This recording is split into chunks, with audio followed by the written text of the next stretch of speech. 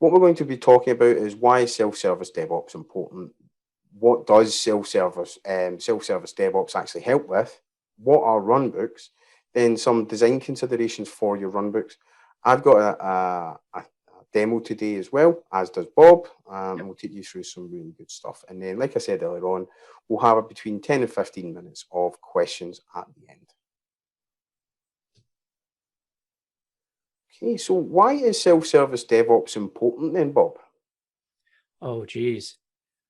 So I like to use analogies or stories. And I just think back to my days as a developer and the sheer volume of times I've had to walk over to the operations folks and ask them to do something as trivial, really, as restarting a service, or, hey, I need you to back up a database, or I'm sending an email instead of walking over. But just asking a lot of these just, I want to say trivial tasks, but like these tasks that could be repeated and automated. And they, unfortunately, the poor souls had to do this, and they just kept having to do it. And I wasn't the only person that had to do it. That was kept asking all these questions.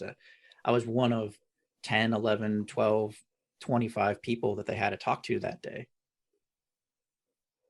I agree. It's, you know, obviously you come from a dev background. I come from an operations background, and the amount of times that I used to go into work in the morning, you know, with a coffee and, you know, maybe a bacon sandwich or something like that. And you'd walk in and you know, people would sometimes be hovering about your desk already because they knew roughly I generally got in at, you know, at X time. Mm-hmm. Quite often, you know, project managers, developers, because what happens is, you know, you've normally got developers in one part of the building or a different, you know, different floor, different building, different state, etc. And what happens there is obviously you work in these silos, and this is what DevOps and self-service DevOps definitely helps with. Is it helps break those down, but it removes a lot of the roadblocks. You know, like if you working in operations, it can be a bit of a thankless task at times because you know, when you're working on something, not everybody notices. And what happens is, you know, like you've got developers who've got that micro level detail and they come to your desk and they want that specific problem, whereas you need to kind of balance the business priority as well. And it just what lands up happening is everybody lands up a little bit annoyed, but it does with self-service DevOps, it's the opposite. You give people the ability to do what they need to do with the software or the applications that you give them access to. Oh, yeah. Yeah. And I kind of wonder, how many times did you see a huge crowd around your desk as you're walking in and you're like, you know what? I really need to go to the bathroom right now. Yeah, I'd find Need a anything. minute. I won't lie. Normally, I wasn't that smart because, you know, my focus in the morning was normally on my bacon sandwich, and my coffee. But what it does is, you know, the thing with self-service DevOps is because you take away the roadblock from operations and give people access to do what they need to do, it increases engagement and responsibility with employees or colleagues. So what happens is everyone feels more obviously responsible for their particular bit of an application or you know their Mhm. full application. There's some great stuff in there, and it reduces time to market because what happens is people feel more empowered, more responsible, and then obviously it shortens that feedback loop. I find. Oh, yeah. And what I'm really excited about that is I still remember the time when I requested, we need to have 5 or 6 VMs. And they go, okay, it will be 6 weeks. You're like, wait, what? You're just clicking a couple buttons and spinning them up. Yeah, And they were like, no, it takes us this long to go through and do all this extra work. And oh my gosh. So, I mean, we really had to plan out when we wanted to start requesting new VMs in the future after that. We couldn't just do it at, say, the start of a sprint or anything like that. It was like, okay, in 3 sprints, we plan on doing this. So yeah, having the ability to kind of do all those things. And I'm sure, Derek, you were on call many times. And yeah, I can yeah. remember the number of times I would get paged and say, hey, something's wrong with your application. And the quick fix at the time was, oh, just restart it or rerun it or do anything like that. But sometimes I didn't have the access to do that. So I'd have to page the on-call person or the ops person, and I'd have to wait for them. And, you know, you're sitting there going, I know how to fix this problem, but it's just it takes 15, 20 minutes. And so it also affects your customers as well. Yeah, And that's the thing. Is like I've been on call, like you say, I think I was on call for the best part of 12 years. I think we've spoken about this in the past, and it's like I think there was a certain BlackBerry that everybody used to get, and it's that BlackBerry ringtone. Oh yeah. Um, and it's still to this day. I'm so thankful that Blackberries aren't really a thing anymore because I don't need to. Because it doesn't matter. I could be in a coffee shop years later, and that ringtone definitely brought back some memories. Oh, when I Um, hear that, it's like an adrenaline rush. Like my eyes dilate and my heart starts pounding. I'm like, I'm ready to fix some stuff. And so yeah, the and that's it. option And got that's the lost out. thing is quite often as well. It's just about access because you log on, you restart the service, everything comes back up, and then you can go back to bed or watching Netflix. Uh, And obviously, so what you tend to find in that sort of organization or practice, what normally happens is devs have certain levels of responsibility, ops have the other. And what self-service DevOps helps with is much like or most issues I see, is it's normally a people problem. And in this instance, it's normally broken communication because, Bob, you come in the morning, and I need to come to you, in operations, oh, this isn't working. And you say to me, it works on my machine. And I just go, because honestly, like that is one of the least favorite things that single sentence gives me so many annoyances. But that's what it basically helps with as well. As you're enabling and scaling your DevOps, and obviously you've got all these great features and you're moving much quicker. But what it also does is it builds trust across teams as well, because that's the thing with silos. You've got two of them working alongside each other, but never knowing what each other is up to. And some communication and removing those silos lands up with a much better process, I think. Oh yeah. You go back to that. It works on my machine and that visceral reaction you have. Nothing good is going to come out of that conversation after that. It's going to be a very kind of negative conversation. Like, man, Derek's just such a grumpy individual. Well, really, you both really want the same goal, which is to fix a problem. And when you have kind of that negative reaction or this negative communication that goes on right away, it just doesn't help out at all. And so I think DevOps really does help out. Because, I really I get to work with Derek. I really understand where he's coming from. And so when he comes over to my desk and it says, hey, you need to fix this, or something bad is happening. Oh, I know Derek's a good guy and I know I can help him out. And I think, yeah, let's work together and see how we can solve a lot of these problems. Yeah, and that's the thing is like because that opening sentence can really destroy communication. Mm. Your tone of your voice. I never knew that DevOps would turn me from grumpy sysadmin to happy Derek the sysadmin. Yeah. But yeah, and that's it. It just really helps the business, people as well. And quite often, what I did was actually go down the pub. From there, that's a very British thing to do, I think, because when I've been in DevOps for quite a long time. But what I would do is, obviously, I worked in small companies, which meant I normally knew the developers really well, and so like that actually meant that things moved a little bit quicker. Oh yeah, So absolutely. yeah, so what are runbooks? Runbooks have been about in some form for probably best part of 30 years. Normally, it started out as a bit of paper or potentially an Excel spreadsheet. If X happens, do Y. Or like another one that I used to get a lot of was, people joining the business. Mm. So David Smith, oh, he's starting on the 1st of November, set up his user account, set up things like Exchange, get a laptop or a desktop, etc. And then you would pass it back to HR or, pass it round. Um, and but yeah, I mean, obviously, it's definitely the ops side of DevOps. And one thing I would say is obviously we are talking about runbooks today, but we do have several ones about runbooks. So definitely check out YouTube where we have a webinar playlist and we have lots of stuff about runbooks. But they are used to automate stuff that generally you don't want to really be doing. Things like routine configuration, maintenance, emergency operations tasks, and all that sort of good stuff. What do you generally use runbooks for, Bob?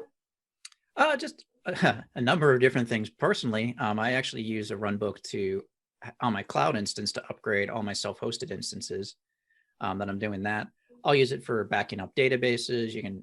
I've seen them used to restart IIS app pools, to restart IIS, Oh, geez, just a number of those kind of just other types of tasks.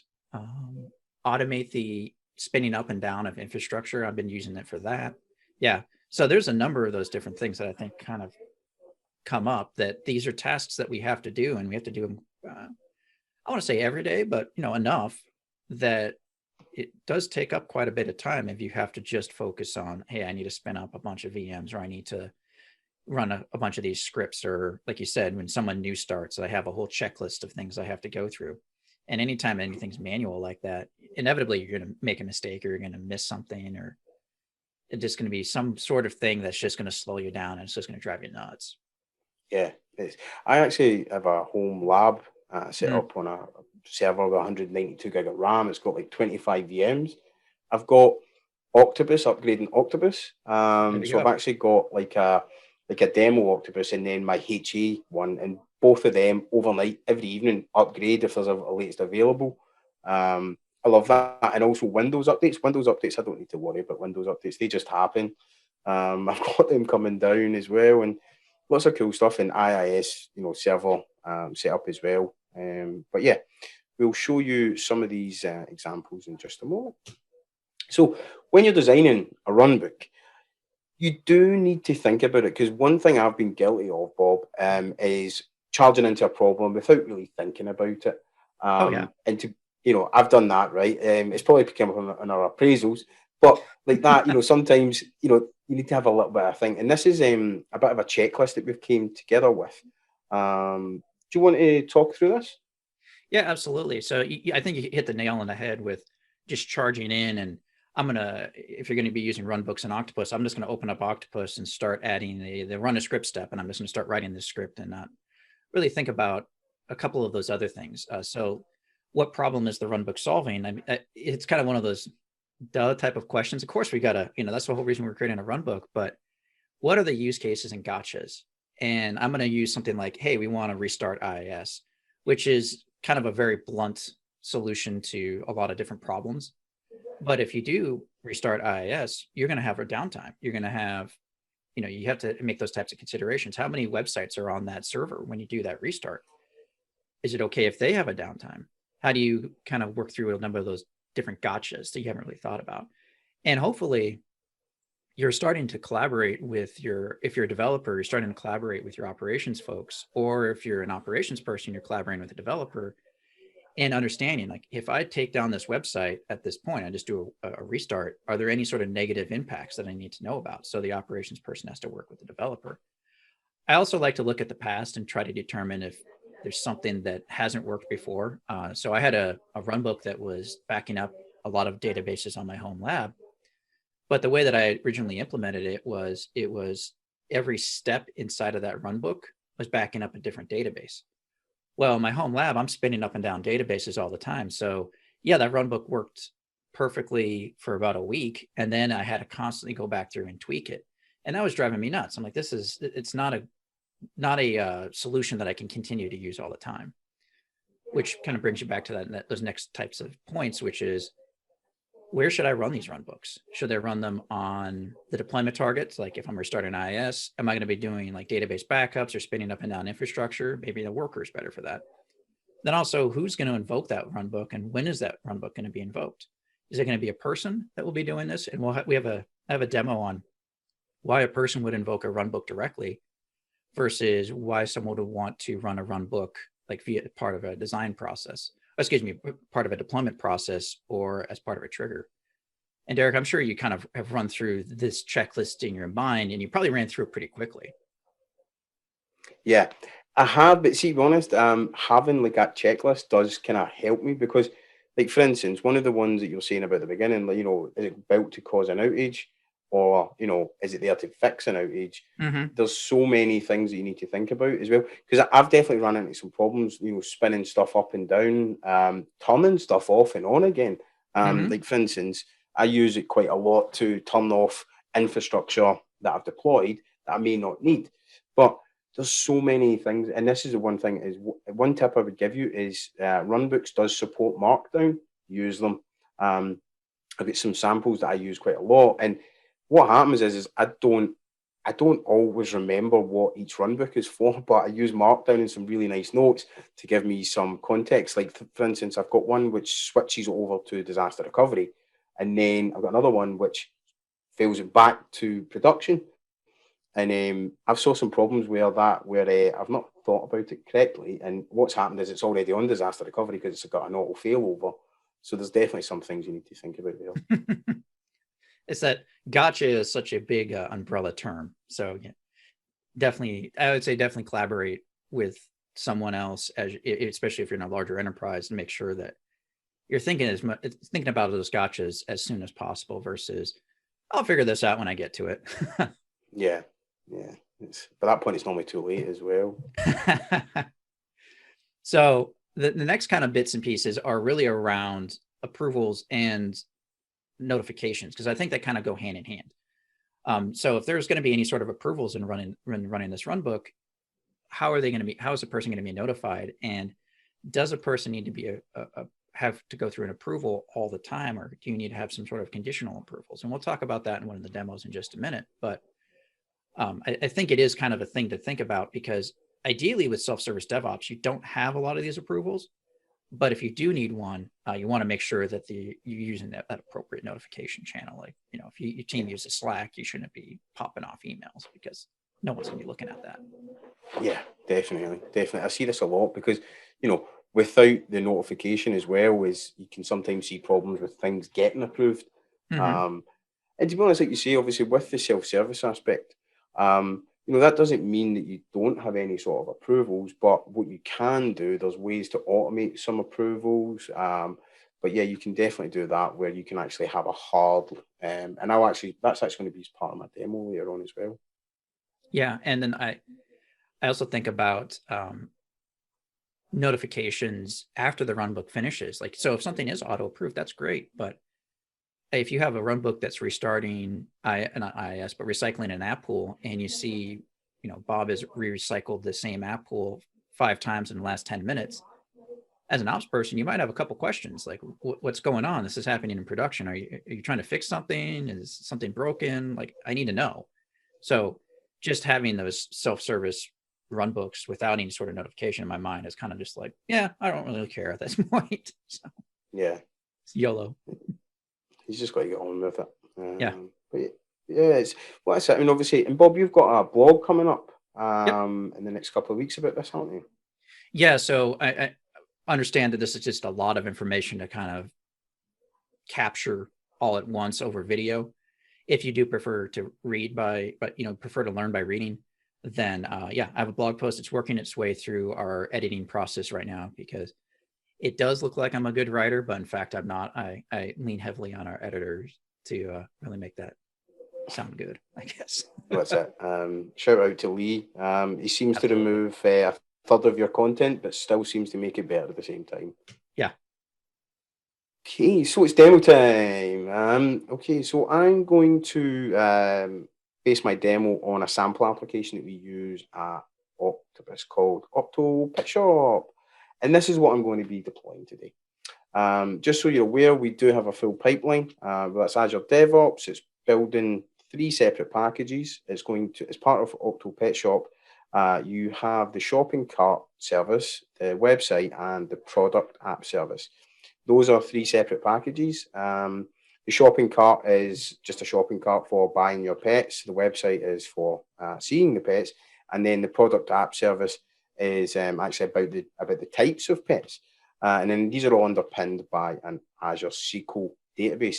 Everything today I'm going to be showing you is platform as a service, but you could quite easily do this with virtual machines as well. Okay, so let's jump over. What we've got now is Octopus. So this is on our samples instance. So this is on samples.octopus.app. You can actually log on here as guest. I would like to ask you not to log into this just now. When there's several hundred people on today's webinar, if you've all joined in, then it may adversely affect today's demo. So what I just want to do is, there we go. You're probably wondering why we're looking at the deployments. And what I'm just going to do is I'm just going to deploy this, because the main reason I'm going to do this just now is it's going to take some time to deploy exactly what I'm after. So you're probably wondering, why are we looking at the deployment process? The main reason is I actually have run a runbook as part of my deployment process. And Bob, you actually created this step, wasn't it? Yeah, actually, it was for an earlier webinar, but the example that I was walking through, and you're going to see a bit of that sample.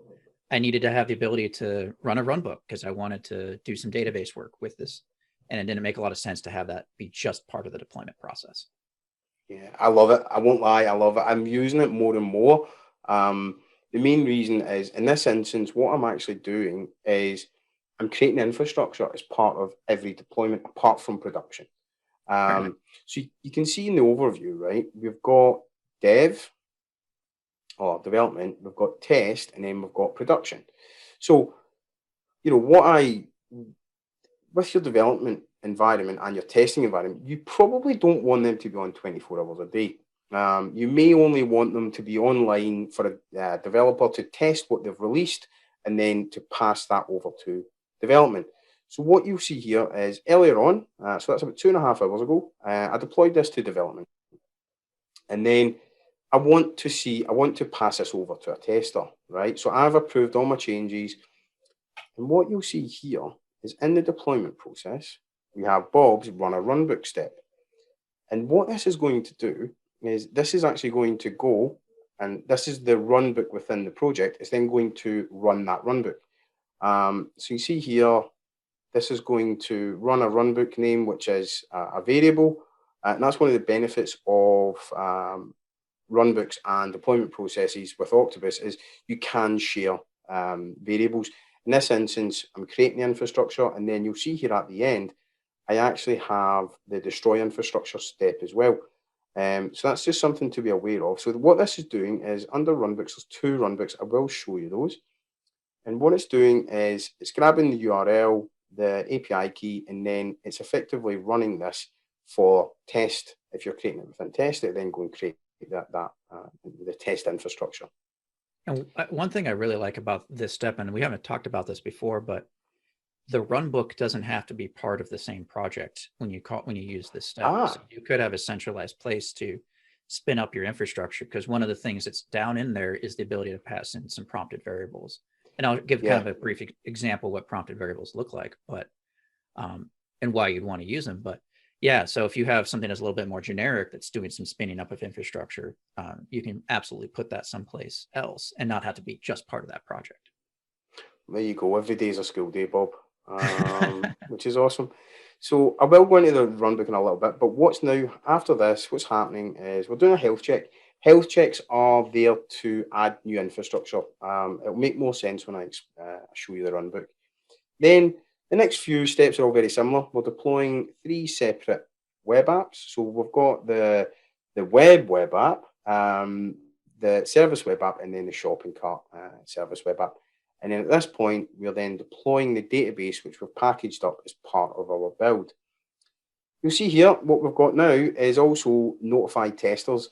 The main reason I've got this is actually a send an email step. This is going to send an email, because what you'll probably find is in development, you're the person, you deploy your own code, you test it, you then approve it, and then it tears down your development environment. Same idea. Once you've done that, you probably want to notify that your application is ready for testing. So what will then happen is you notify Tom, the tester, that this is ready to test. Again, you can do this via Slack, Teams, email, etc. This is just one example. And then lastly, we have another manual intervention, which only runs in dev and test. This is scoped so that the destruction of infrastructure only happens in the dev and test. You probably don't want to do that in production, right? Because, people will probably want to browse production. So that's just something to be aware of. Do that. Well, that's it. And that's it's definitely something that's possible, though. You forget to scope that to dev or test, and you're having a bad day. But the good thing with that, though, is if you did do something like that, you can then come in and create it very, very quickly again. You may have to look for your backups, but yeah. So what we've got here then is another runbook step, where what this is going to do is run and destroy the infrastructure.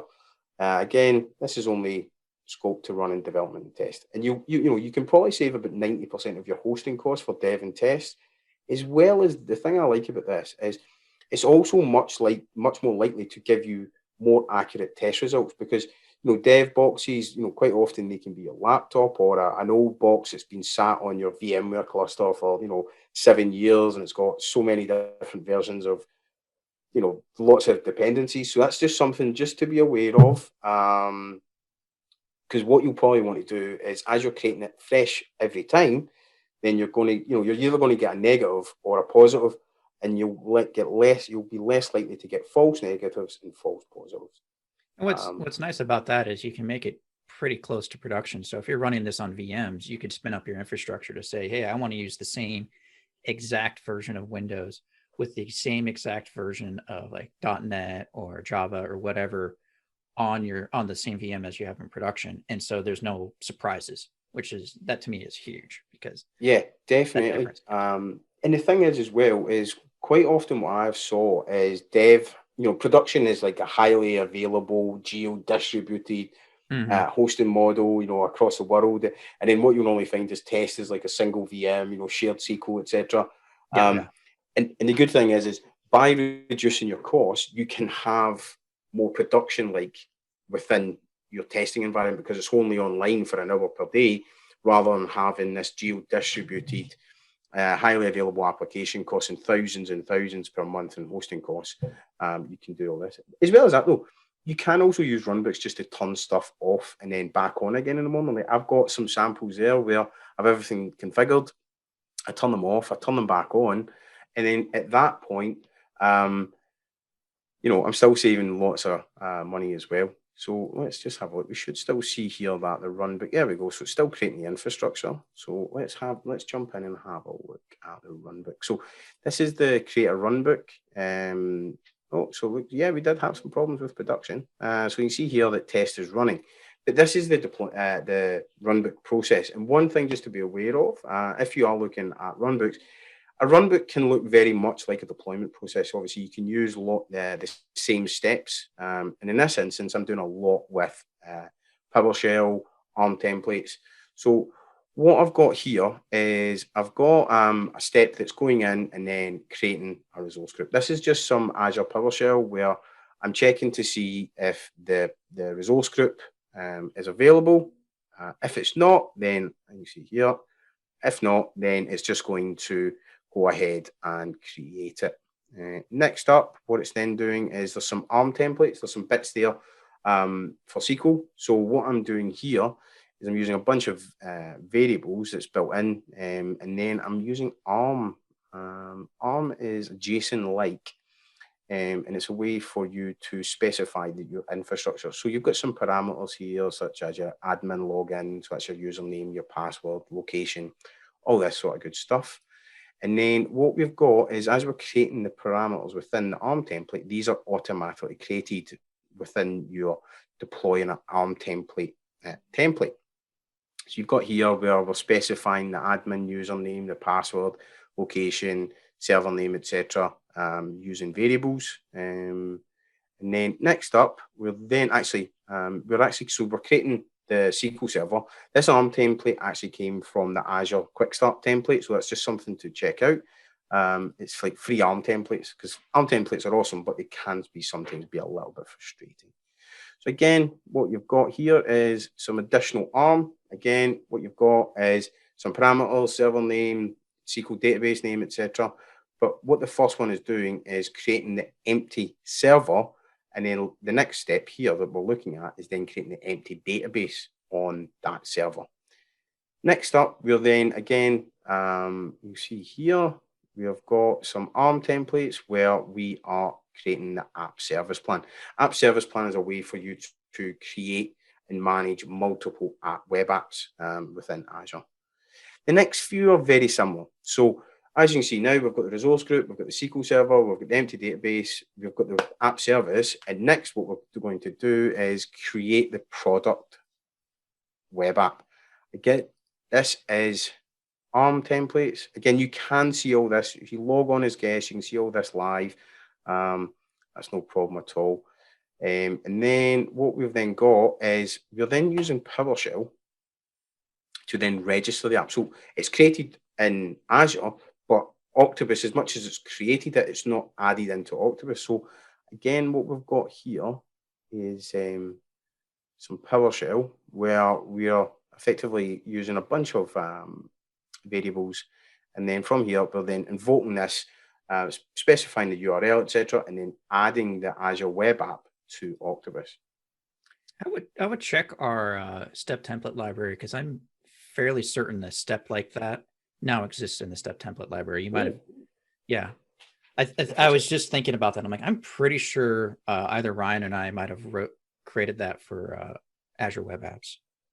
Yeah, definitely. I mean, on that, actually, if you're not aware, check out library.octopus.com. You can see all our step templates. I think the last time I looked at were close to 500 steps, including the built-in ones. I think the libraries are about 450 or thereabouts. So the next step here is to perform the health check. Again, this is just this is just some PowerShell. Again, so what I'm doing is doing a health check on the infrastructure. And then as you can see, the next three are the same, but just for the shopping cart service. And then the last one is for the web app. So we'll do all this. And then obviously we've got all this stuff to do to carry out the creation of the infrastructure. You want to destroy infrastructure sometimes as well. So again, from here, you've got the process. This one's much easier. These are just 3 PowerShell scripts. All this is doing, each one is based so that it effectively goes in, removes the product, service, web app.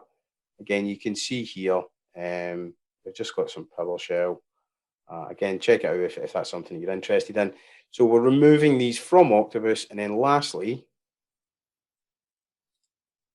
we are just removing the Azure resource group. So you can see here, we're just obviously using AZ group exists, check it, and then from there we're using AZ CLI scripts to remove it. Okay, so there's the creation and the destruction. And one thing just to be aware of, obviously, like I was mentioning earlier on with production, you want production to be online. However, you probably don't want to destroy it. But what I've got here just now is a trigger that goes through and destroys everything at the end of the day. So dev and test will be created and destroyed on the fly, but you can also destroy the infrastructure based on a schedule as well. So in this instance, I've also got this for development, test, and production. This is a bit of a catch-all where, say, for instance, a tester has deployed the application, not had time to test it, then at least you can tear all that down and then you can come in and do that tomorrow. Okay, and so what we should... Probably the big reason why we included production was just the fact that these are samples. They don't need to be running all day, every day, Okay, so there we go. So you can see here we've got the little orange eye, which means there's a manual intervention. So we've got our step. There'll be no manual intervention required because it's not in production. It's ran the runbook. It's created the infrastructure. We've got a health check. And what this is doing is at the beginning of your deployment, Octopus checks to see if there's any targets available. As we're using dynamic infrastructure, we need to do a health check to add those in so that we then do a deployment. At this point, it's acquired the packages. It's deployed a fresh web app, product service web app, shopping cart service, the database. And then lastly, it's notified testers via email. So I've just got an email. I'll come in. I'll be like, oh, okay, I need to come in and check this. So I've got some testing I need to carry out. So we come into the task log. Again, one of my favorite bits of this one is you come in, apologies, is it actually gives you the URL. So I'll select this. What this should give me is a testing website that I can have a quick look about. It's just waiting. Obviously, as you know, this is the first time this has been spun up. So there will be a little bit of waiting here. It does show that you created this on the fly. Well, that's it. Obviously, like that. It's basically managed IIS. So you still need to spin up that app pool. So you can buy your dogs, your cats, your fish, your octopus at $250. Dogs for $100. I will buy all of the dogs. So there we go. I can come in. I can do my testing. I can check the shopping cart. I can check about. I can come in at this point. I say, hey, wait a minute, let's go back to the very top, into the task summary, and I can say assign to me. I'm going to say code has been tested. Please proceed. Oh, why is it that when you're, I'll always never have any problems doing that when no one's looking, and I'm on a webinar and suddenly I can't spell proceed. So there we go. What's now going to happen? It's going to go ahead, destroy all the infrastructure, and have a release sitting waiting for production. So that's the end of my demo. I'm going to hand you back to Bob, where Bob is going to talk about and show you database maintenance demos. Yeah, absolutely. So I should see my screen now. Cool. So Derek's demo really showed one of the really nice things about Runbooks, which is you can run it as part of your deployment process. However, this is more of a runbook that you would want a human to run. And so, Derek, let me run a scenario by you. And I'm sure you've seen this happen a lot. Have you ever had to make some data adjustments in production? Yes, I have, unfortunately. I normally like them in dev, but yeah, sometimes you just need to go straight to production. Yeah, and sometimes it's just, it's like you have a bug. You need to fix one column and one record in your table. And it's just a bit, it doesn't make a lot of sense to just do a full-on deployment, but you do want to have something audited. And the way that we did it was we would do it via email, like at a previous company. I'm sure you probably had like some sort of ticketing system or some other process that was in place. Yeah, definitely prefer my tickets. There's always good times. Now, when I was when I had to go through something like this, the DBAs, they said, hey, we're happy to run your scripts, but you have to fall within a certain set of parameters. And if you don't, then we're going to come over and we're going to talk to you. And so what they said was, we want to have the ability to say, hey, if I see any schema changes, so if you're creating an index, creating a table, whatever the case may be, I'm going to have some questions for you. Or if you're updating more than, say, 10 records, I'm going to have some questions for you. And so it's like, oh, I wonder if this is something that we can do in an automated way via Runbooks, because in a nutshell, a lot of it was notifications, doing some checking, and maybe we could have some conditional approvals. So if everything met, then automatically approve it. We don't have to bug the DBAs at all. So I'm going to go ahead and I'm going to run this process, and then we're going to jump back into what's going on. So I'm going to say, let's go into production. Let's paste the database name. And I only have one server for this particular runbook. I imagine in a more real world scenario, you'd probably have maybe some sort of drop-down list, or you might not paste the actual SQL script to run. Maybe you're going to point to a UNC share, something like that. So I'm going to go ahead and run this. And what it's going to do is this step number 2 is probably the most important part of this entire process. It's going to first check to see if this script has any sort of schema changes. Then what it will do is it will attempt to run the script in a transaction, and then it will roll back right away. And when it does that run in that transaction, it's going to get a count of all the records that were updated. And if the count of all the records that were updated is greater than 10, then I'm going to require approval, which is what we're seeing right now. So it lists out, and then it says, yep, number of rows, which will be changed, is 12. Approval by the DBA is required. Now, I'm full on corrupt, and I am an admin, so I can do whatever I want. I'm going to say, yep, everything looks good to me. I'm going to go ahead and proceed. In the real world, you'd have another DBA or someone else do this, but demo. So then it's just going to go through, and the DBA, they approve the script. And in a few seconds, it's just going to pick up that script, and it's going to go ahead and run it. And what I really kind of like about this process, or having this ability to do something like this, is now I'm really only involving the DBAs in a process, in this process, when they have to be involved, when their conditions are met. And the way that we did this was via variable run conditions and output variables. Now, Derek and I were talking earlier, and I want to say output variables is one of the things that I probably abuse quite a bit within Octopus. And I wonder, Derek, are you kind of in the same boat? I've used them. I'm not as advanced as you are. You definitely run an output, but yeah, I mean, I've used them. Mine's will tend to be a little bit more simpler. But yeah, it's such a cool thing. Obviously we've practiced and I've saw this. I love this approach, how you set this up. Yeah. And yeah. Once I found out you can set an output variable and then have a variable run condition, I'm like, oh my gosh, so many different things have opened up for me. And so what it's doing right here is it's setting this Octopus variable approval required to this PowerShell variable approval required. And that gets set in the script above. First, it starts off as false. And then what it's going to do is it's just running through a series of commands to check for. And if any of those commands pop up, then it's going to say, yep, you need approval. Or if the row's changed, it was greater than 10, approval is required. Or if it's 0, no rows will be changed. We need what's going on? I think you submitted the wrong script. Any number of those different types of things. And then we can also change the message subject and body, because I'm also sending an email out to the submitter, because sometimes the DBA, they might be away from their desk. They might be out at lunch, or they might all be in a team meeting. And so you kind of want to have the ability to get that update of, hey, what the heck is going on? I might have had to set something off, any number of different reasons. So it's setting this output variable. I'm going to go ahead and close this. And I'm going to go over to the variable screen. And the way that you consume an output variable, it can be a little verbose. So it's octopus.action and then the name of the step .output.approval required. That works out great when you only have to use that variable once in your process. But I'm always paranoid that I'm going to have to use this more than once. So if I have to change the name of the step or anything like that, or I'm going to get the syntax.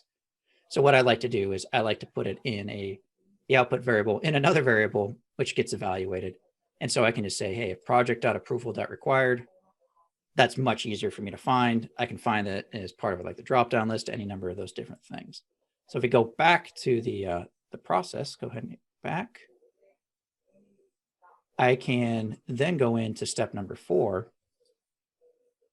And in my run condition, I can come in and I can say, hey, variable only run when this particular variable is set to true. And obviously, the same thing holds true for a manual intervention.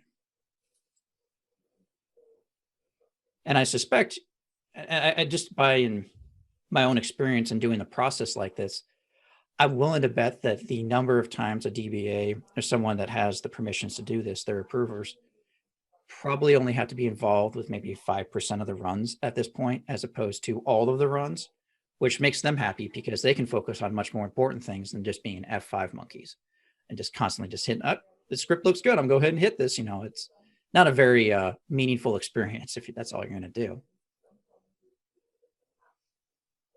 Cool. All right. So we talked about conditional approvals and we talked about doing kind of these manual runs. One other thing, Derek, while you're showing me your demo, was it would be nice if you had production-like data when you spin up your test infrastructure. Yes. Not production data, production-like. Production-like data. The best way to get production-like data is from production. I know the answer to this one, Bob. I know the answer to this.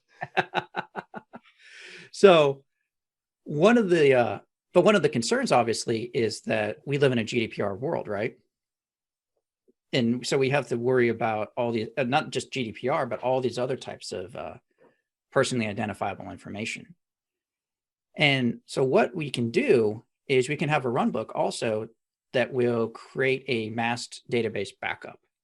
Now, the tooling and the process, it's going to be different depending on, right now in this example, I'm in AWS. Derek was inside of Azure.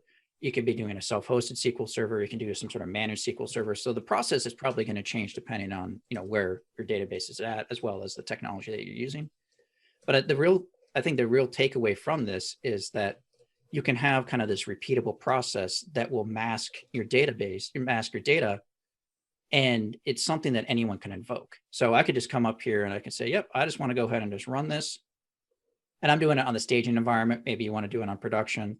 Let's go ahead and run this, and it will go ahead and just kick this all off for me. And when it's all said and done, I will have a masked database backup that I can use in my test environment.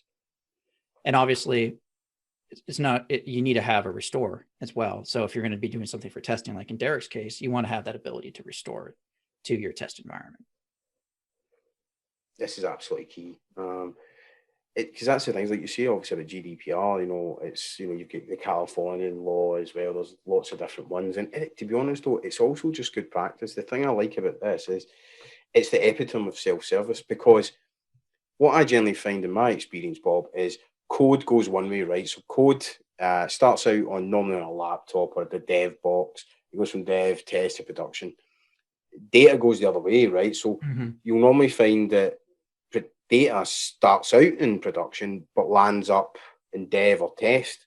And this is where having something like this, where you can go in, because I know that, for instance, obviously I used to have DBA access to things, and then I would restore things over for the dev and the dev. This used to happen all the time. This was something that happened daily.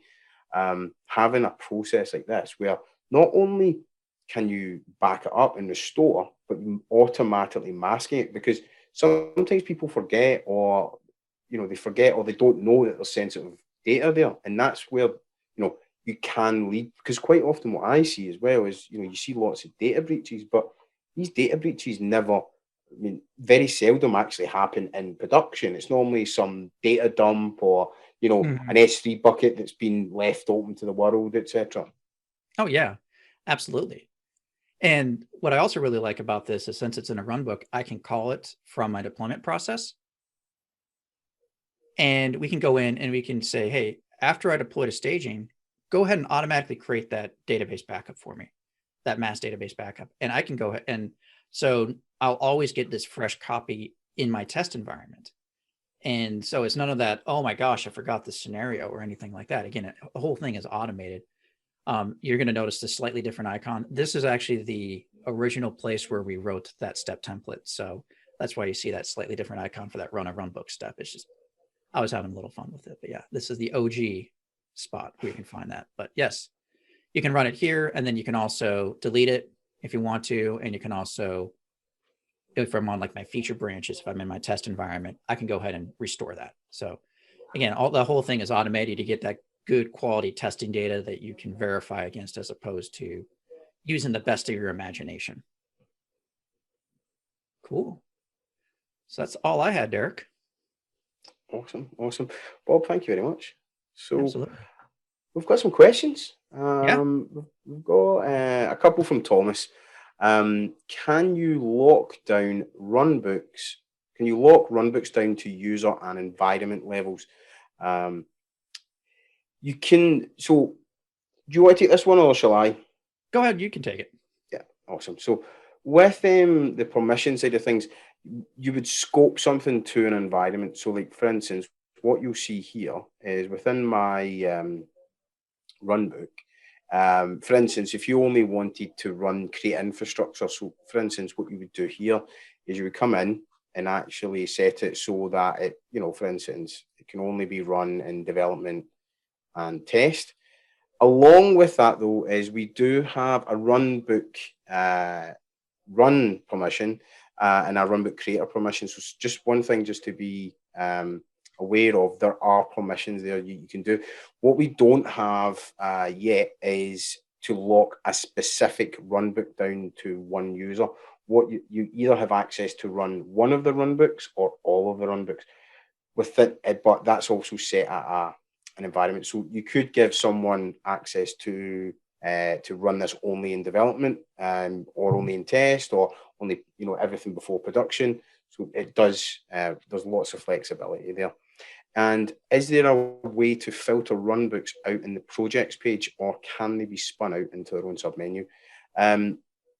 I think what you're asking is obviously, discard changes. So within the project, there are, so obviously with operations, this is a separate submenu. And then the only reason here runbooks in here, because we're running a runbook within a deployment process. And one thing just to be aware of, you can have runbook only projects. So for instance, if you select, so I'm just going to do this as a quick test. Select here. What you can do is you see here deployments, it's popped out, But this here, so this should only show when you've created a runbook or when you've created the first runbook. If you don't have any runbooks, you should just see operations. If you don't have any deployment process, you should just see runbooks. Okay, yeah, that was a change I think we introduced in, I want to say either 2020.2 or 2020.3. It was a tweak that we added just because we did see a lot of use cases where people were creating projects with runbooks only, and it just made a lot of sense to hide that deployment. Yeah, 2023, I think that's when we brought the new ones. It's been awesome. Jeff Robinson is asking, what is the best way to utilize Terraform for this work instead of ARM? Great question. What it is, so for instance, if you had Terraform, so obviously say test again, I'm just going to do this on a new project. What you can do here is you can select add step. Here, let me just select Terraform. And then from here, we can apply. So we've got the create infrastructure and destroy. You have obviously apply a Terraform template or destroy. You can also use CloudFormation as well. There's lots of ways to do that, Jeff. Yep. And with the apply a Terraform template, it does support Azure and AWS natively. So you can select an AWS account or an Azure account, and you'll be logged in with that particular context. Awesome. Okay, we've got a question from Bevins. Is it possible to run the particular method of the application from this runbook? If yes, I can do some.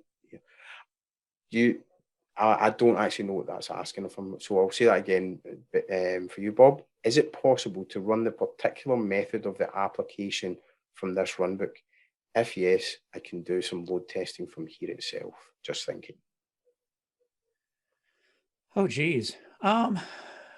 If you want to just lock it down to, I only want to run specific steps in a runbook, and you want to do that in more of an automated way, you could, I suppose, run it with using the variable conditions and the prompted variables. So that might be an option. You can also invoke the API. I'm just trying to think of any different ways that you could do it. But invoking the API would be the same as running a runbook, the variable condition. Scoping it to specific environments, I suppose you could do as well. So there might be some different opportunities in how you want to do that. Awesome. Okay, so there's been a few questions about recordings. What I just want to say is recording will be emailed to you within the next 24 to 48 hours. You will also be able to check it out on YouTube, Twitch, Facebook. That's all the ones there. So that's there. We've got a question from Alexi. Is it possible to present runbooks as code? Unfortunately not. We do have config as code coming out. That will likely be available next year. So unfortunately, I can't answer that one. Okay, so we're coming to the end. Will there be a way to move existing runbooks created under a project out to its own standalone runbook in the latest version? I'll leave that one to you, Bob. So you want to have your own, basically, you want to extract a runbook into its own standalone version or standalone project? Sounds like that. It sounds like that. Yeah, so you can have you can have projects that only have runbooks. You can do that. Extracting out a runbook or doing anything like that, we do have the ability where you can clone steps from a deployment process into a runbook. In fact, I did something very similar recently. So you could set up the runbook in that separate project, and if you want to suck a few steps out of that and put it into that runbook, you can do something like that. Hopefully that answers that question. Also, if you do have any questions and we haven't covered them, or you can reach out to us on advice@octopus.com. We've got that's what we do. We're an advisory team. So if you do have any questions, even if you think of them afterwards, please just get in touch there as well. Are Runbooks versioned? Bob, I'll leave that one to you. Yeah, so with Runbooks, when you create a Runbook, everything starts out in what's known as draft mode. And so what you can do is when you're ready for that Runbook to be quote unquote published, you click that publish button and it will snapshot that Runbook as it is. So it's going to snapshot the variables, it's going to snapshot the process, as much as it possibly can. And then when you run the Runbook via a trigger, it's always going to use the latest snapshot. It's kind of a poor person's Runbook at that particular point. Excuse me, a poor person's versioning at that particular point in time.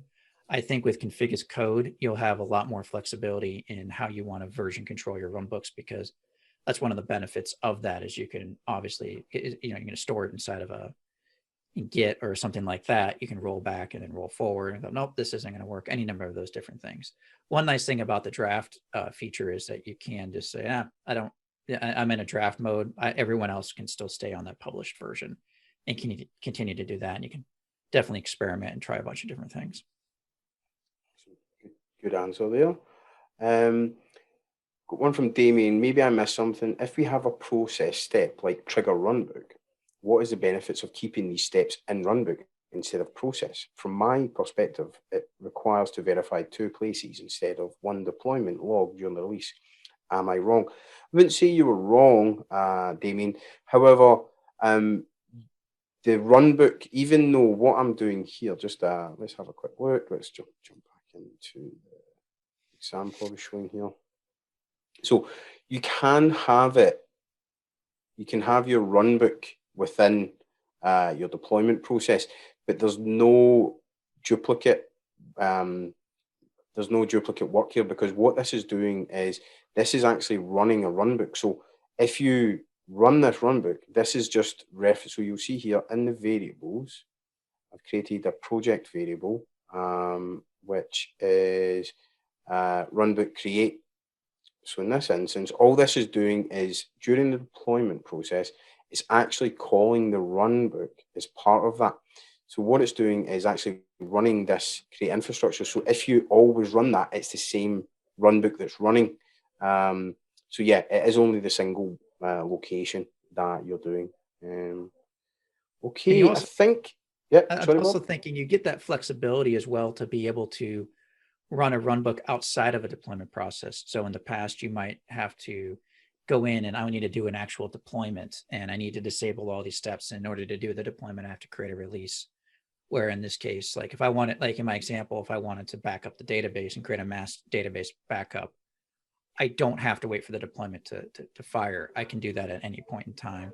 And I kind of have that, I have that flexibility of when it's going to be invoked. I could also run it on a trigger. So I look at it just like as another way to invoke it. But everyone can use the same thing without having to go through the whole release deployment dance.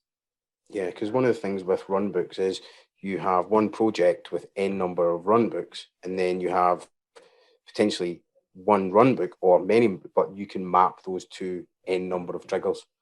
So that's just something to be aware of. Okay, unfortunately, we have run out of time. So I just want to say thank you to everybody for joining today's webinar.